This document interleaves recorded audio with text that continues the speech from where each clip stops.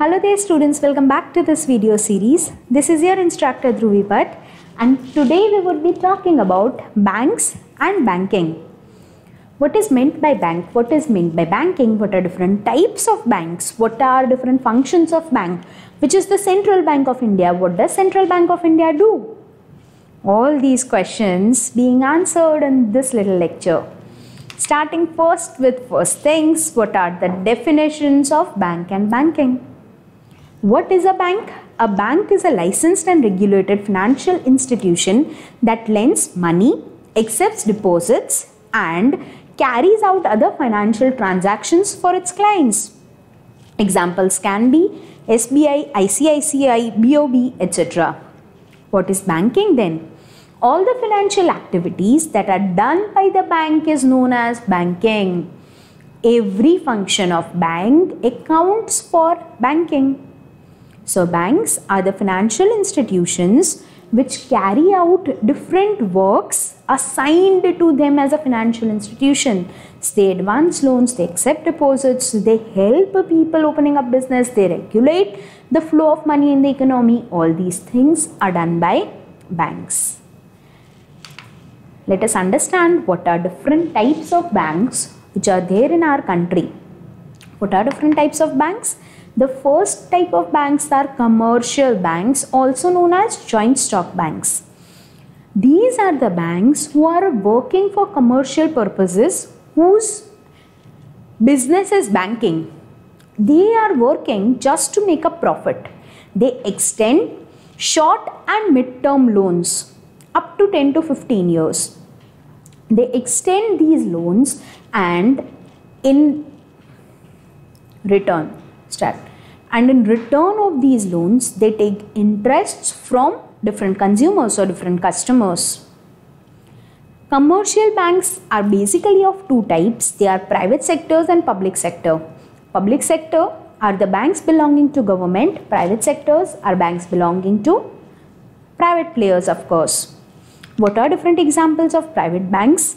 The different examples, all the different banks which you know are commercial banks. Andhra Bank, Canara Bank, Indian Bank, Punjab National Bank, Bank of Baroda, HDFC, all these are commercial banks. The banks which are working for profit or working to create money are known as commercial banks or joint stock banks. Moving forward, the other type of bank is industrial bank. Industrial banks are those banks which are helping up industries and which extend long-term loans for a longer period of time, for a longer tenure, and these banks also support industries to open new businesses and open up new ventures. Okay. These banks make sure that industrialists get loans for a longer period of time, say 50 years, 70 years and beyond. Also, they charge higher interest rates compared to commercial banks and they take up higher values as mortgage compared to commercial banks. Different examples of industrial banks are Industrial Development Bank of India, IDBI, Industrial Financial Corporation of India, IFCI, State Financial Corporations, SFCs. These banks are industrial banks who extend mid-term and long-term loans. Short-term and mid-term loans are given by commercial banks. Industrial banks specifically work to motivate industries to give out long-term loans and to help them with their investments. The third type of banks are agricultural banks, as we have specific banks for motivating the industrialists. Here we have specific banks for motivating agriculturists. Farmers require short-term as well as long-term loans. Short-term loans to buy different small things like seeds, fertilizers, etc. Farmers are in the lowest level of our chain or economic cycle, and that is why they are not as rich as industrialists. They require very short-term loans of very high money too, and also they are unable to mortgage high amount of things. They do not have things to keep on mortgage with the bank, or to provide a security to the bank as industrialists. Industrialists write off their industries or their homes to take up the loans, but farmers cannot do that. To give out the short-term and long-term loans to farmers to buy lands or to buy tractor or to buy seeds or fertilizers, as a matter of fact, agricultural banks work towards their development, where they extend loans without any prominent securities. Different banks working as agricultural banks are different cooperative banks of India, also NABARD, which is dedicated towards upliftment of farmers and rural areas, which is National Bank for Agricultural and Rural Development. These banks make sure that farmers do not suffer from lack of money. The next type of bank are exchange banks, also known as foreign exchange banks. These banks make sure that foreign trade between different businessmen and different industrialists is properly financed. They help in foreign exchange, they help in smoothing out the foreign trade of different businessmen. They make sure that the financing for foreign trade is properly given. They also make sure that all the foreign business is properly carried out and the exchange of currency between these businesses is managed properly. These banks generally have their headquarters outside India. The different types of exchange banks in India are the Standard Chartered Bank, as you all know, Prinlea Bank, American Express, Citibank, etc. Also, some of the banks have specific foreign exchange departments which deal with these foreign exchange works. Like SBI does have its own foreign exchange departments. It is not an entire foreign exchange bank. The examples mentioned here are completely foreign exchange banks, also known as exchange banks. Moving forward, the next type of bank are savings bank. The concept is actually taken from Germany, where they have banks where people could save their money for a period of time. They can just invest in banking sector. They will just deposit money and after a period of time they can withdraw that money. There is a specific tenure, say 4 years, 5 years, for which they can do a recurring deposit, after which they can withdraw some amounts of money over a period of time. In India, the post office works as a savings bank. This is helpful in multiplying savings and you can get fair amount of interest on your savings. Moving on, the next type of banks are cooperative banks. Cooperative banks are the banks which is opened by the people who are either living in the same locality or belong to a same profession. Here, the owners and customers of the bank are the same people. They open up a bank with whatever investment they are having and they provide the banking services to all the customers which are of different types. They extend loans with very less security deposits, with very less interests. They provide different financing facilities. All these functions are given out for the owners of the bank. The different cooperative banks, as we all know, are Kalupur Cooperative Bank, Ahmedabad District Cooperative Bank, which is ADC, Nutan Nagrik Bank, Bhagyodaya Cooperative Bank, etc. There are many cooperative banks in Ahmedabad itself, and throughout India, there are many banks which are opened by such professionals or such people living around each other. Moving towards the last type of bank, which is central bank. Central bank is an entity which is above all the banks and it takes care not only of the banking sector but also of all the non-banking financial institutions. This is the bank having very high responsibilities and this is from where the credit can be controlled in an entire country. All the banks, whether financial or non-financial organizations, have to take consent of Central Bank of India for all its ongoing works. In India, obviously, our central bank is Reserve Bank of India. We will talk more about functions of Reserve Bank of India in just some amount of time. Before that, we would try to understand what are different functions of Commercial banks. What exactly do they work for? Let us understand different functions of commercial banks. The first and foremost function of a bank is accepting deposits. The banks accept deposits in three ways. The first can be savings account, where it accepts deposits of some amount and it gives a very minor amount of interest on that deposit. The second type of deposit is current account. Here on the deposit, no interest is given. Moreover, how many ever transactions can take place in the same day if you have a current account.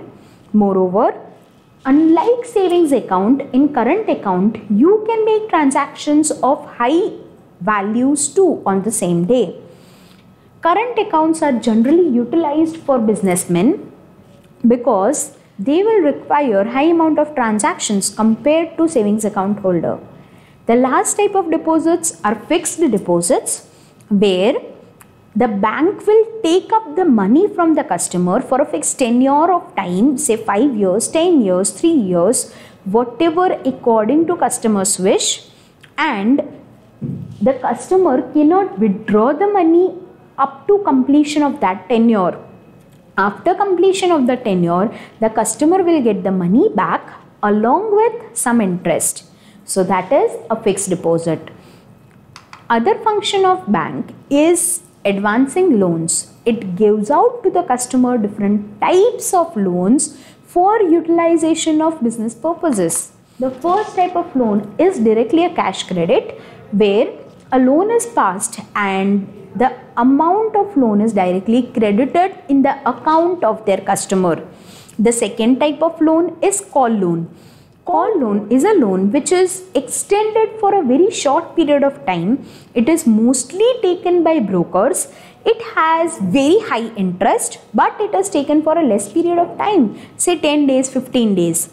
Mostly brokers take up this loan where they utilize bank's money for some purpose, and when they get money from the client, they will repay the bank's debt along with interest. The third type of loan is overdraft facility. This facility is given only to current account holders. Remember this, only to current account holders. For their daily transactions, current account holders may require a higher amount of money.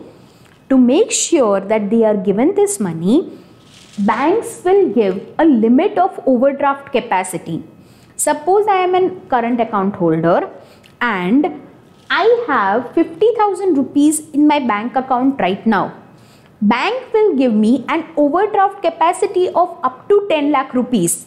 This amount is decided when I open my account. So let's say that bank has given me an overdraft capacity of 10 lakh rupees. So above and beyond my own 50,000 rupees, I can make transactions including those 10 lakh rupees. Say for example, from those 10 lakhs, I use 3 lakh rupees. Then at the end of the month, I need to repay the bank with 3 lakh rupees which I have withdrawn as an overdraft, and along with that, interest on that 3 lakh rupees for 30 days. If I utilize the money for more days, then interest for more days will be charged. This is the overdraft facility or the overdraft loan which bank gives only to current account holder. The last type of loan is discounting bills of exchange. Let us say someone has given me a post-dated check. Someone has given me a post-dated check of 5 lakh rupees. The date is of after 1 month, but I require this 5 lakh rupees today. Then I can go to the bank, I'll give them the check that I have this check of 5 lakh rupees. You give me money and you take away the interest of this 5 lakh rupees for 1 month. Say the interest is 10%, then they will take away 5,000 rupees and they will give me 4,95,000 rupees. That is discounting bills of exchange. They discounted my bill of exchange and they gave me the money whichever was written on the check. That is discounting bills of exchange or loan against a check, a post-dated check. Moving forward, the next function of bank is credit creation. During this entire scenario where they accept deposits and they give out loans, between this they are earning something which is known as credit creation. Say, if you deposit money, then bank will give you interest of say 2% or 5%, but it will give out loan on 8% or say 12%. Whatever the percentage is in between this 12 and 2, which is 10%, is the earnings of bank, which is the profit of bank. By just taking care of the finances, by just taking the custody of money and by giving the guarantee of money, bank actually creates credit or creates profit for itself. So one of its function is credit creation. One more of its function is financing foreign trade. Banks, just like they extend loans for domestic business, they also finance foreign trade and they give out money for businesses who are interested in imports and exports. For that, they would finance these particular companies and at a higher interest rate. Moreover, they provide different services known as agency services. It acts as your agent. Like for filling out telephone bills, you can specifically use these services of bank that as soon as the month ends, the bank will pay your telephone bill, maybe your gas bill. All your bills will be automatically deducted from your bank. They will pay to these institutions on your behalf, obviously from your account, but it will provide you these services which is known as agency services. Last but not the least, it also provides us certain miscellaneous services, like it gives us locker, or it also imprints shares and debentures of the company, it underwrites the share, etc. It also pays your taxes on your behalf. All these miscellaneous services are also provided by bank. Let us move further, and as I promised you, let us understand different functions of Central Bank of India. What are then the functions of RBI, Reserve Bank of India, which is our central bank? Let us understand different functions of central bank. The first and foremost function is obviously that the central bank is the issuer of currency notes. It is the issuer of currency. All the notes of currencies are printed by RBI except 1 rupee coin. 1 rupee coin is specifically printed by Government of India in Government's office only to make sure that some withhold of financial conditions is within the government arena or government office. So the major function of RBI is issue of currency notes. Secondly, it acts as a banker to the government. It acts as a banker to the government. Whatever facilities and functions commercial banks gives us, those functions are given by central bank to the government. It accepts deposits from the government. It provides agency services to the government. It makes sure that all the income of the government is maintained securely in RBI. All the expenses are maintained from the RBI. All the incoming outgoing are properly structured by RBI. Also, it acts as a banker to other banks. If we do not have money, then we go to commercial banks for help. Similarly, if commercial banks do not have money, they will go to RBI for help or for taking up loan.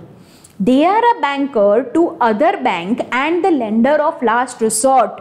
If no banks have money, they will take loan from RBI. Moreover, they will also act as controller of credit. They have this function to control the amount of loans given out in the country. They will control the amount of loan being distributed in the country. So it acts as a controller of credit. Moreover, it also controls the exchange rate in the international market. It is the responsibility of RBI to make sure that the value of rupee doesn't fall down to a very great extent in the international market. It is the custodian of all the foreign reserves, everything, whatever loan we have taken from foreign countries, whatever products we have imported, government has imported from foreign countries, they are safely put up in the RBI lockers. So they have all the foreign reserves, and they also make sure that Indian currency is maintaining its standard in international market or foreign exchange market. The next function of RBI is collection and publication of data. It will collect the financial or economic data and economic stats in the country. It will collect it and publicize it so that people get to know about the current economic condition in the country. Whatever the government earned, whatever the government spent during the previous financial year, it is the responsibility of RBI to make sure that common people become aware of these financial transactions. Moreover, RBI acts as a regulatory body, and it is responsible for regulatory and supervisory functions. As it is a lender of last resort to the banks, it also has this responsibility of supervising these banks, where these banks are giving out credits, to whom they are giving out loans, to make sure that all the loan structure is regulated, to make sure that proper securities are taken up from the clients or customers. All these things is the function of central bank. Moreover, it also indulges in clearinghouse function. What is meant by clearinghouse function? Students, you withdraw money from ATM of any other bank, don't you? Suppose I have my bank account in SBI, State Bank of India. I have an ATM card issued by SBI, but I can take this ATM card and withdraw money from any other ATM. Say I go to ATM machine of HDFC, and from that I withdraw 10,000 rupees. But I do not have an account with HDFC. Then from where did that 10,000 rupees come? Did HDFC give me money of some of its other clients? Say my friend is having an account in HDFC. Did HDFC think that this person is her friend, so let me take 10,000 rupees from her friend's account and give that 10,000 rupees to her? But actually, that 10,000 rupees don't get deducted from my friend's account, but from my account which is in SBI. I get a message that your account is debited with 10,000 rupees. How come this thing happened when actually I am withdrawing from HDFC ATM? Here is where RBI comes into picture. RBI will hold an account of each and every bank with itself. Each bank will have to maintain an account with certain amount of money with RBI. So SBI has an account with RBI with say 50,000 rupees. HDFC also has an account with RBI with say 50,000 rupees.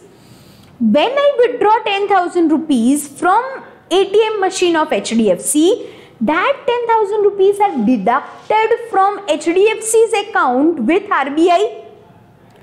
This account will then be credited from SBI's account with RBI, and SBI will actually deduct it from my account which is there with SBI. This entire cycle is completed in microseconds thanks to technology, and I get my 10,000 rupees and a message that my account has been debited with 10,000 rupees. This is the clearinghouse function where interbank transactions are managed by RBI. The last function of RBI is development and promotional function, where it makes sure that different industries which require development and promotion, like agricultural industry, they get more money, more loans. Also, they promote different investment schemes to bring down inflation, to maintain the flow of money in the market. This is the major role of RBI. Ending on that note, students, thank you so much for such patiently listening to me. This is Dhruvi Bhatt signing off. Until next time. Bye-bye.